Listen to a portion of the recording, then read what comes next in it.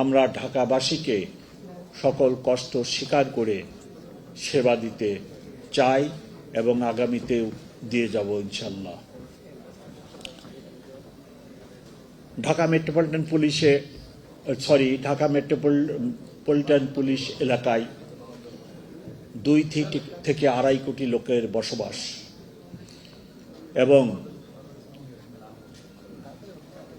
হতদরিদ্র, নিম্নবিত্ত, মধ্যবিত্ত শ্রেণীর সংখ্যাই বেশি। সাথে বেকারত্বের সংখ্যা দিন দিন বৃদ্ধি পাচ্ছে। নানাবিধ সামাজিক সমস্যা যেটা প্রকান্তরে পুলিশের ঘাড়েই এসে পড়ে। ইদানিং লক্ষ্য করবেন বিভিন্ন গোষ্ঠী এবং সম্প্রদায়ের লোকেরা ছোটোখাটো দাবি দেওয়া আদায়ের জন্য রাজপথকেই তারা বেছে নেয় এবং সবাই মনে করে যে রাজপথ বন্ধ করে দিলে, দখলে নিলে তাদের দাবি দেওয়াটা দ্রুত আদায় হবে বা সমস্যার সমাধান হবে, যার ফলে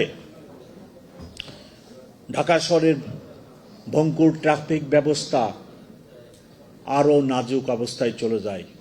ঘন্টার পর ঘন্টা মানুষকে রাস্তার মধ্যে থাকতে হয়।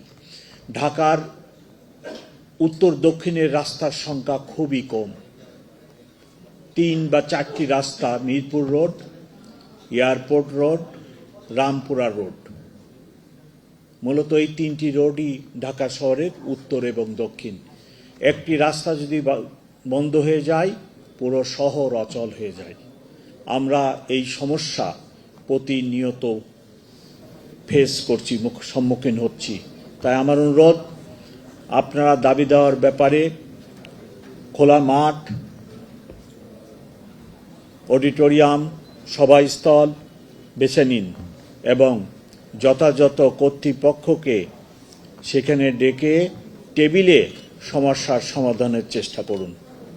ঢাকাবাসীর ট্রাফিক ব্যবস্থাকে আরও ভঙ্গুর করে তুলবেন না, এটি আমার সবিনয় নিবেদন।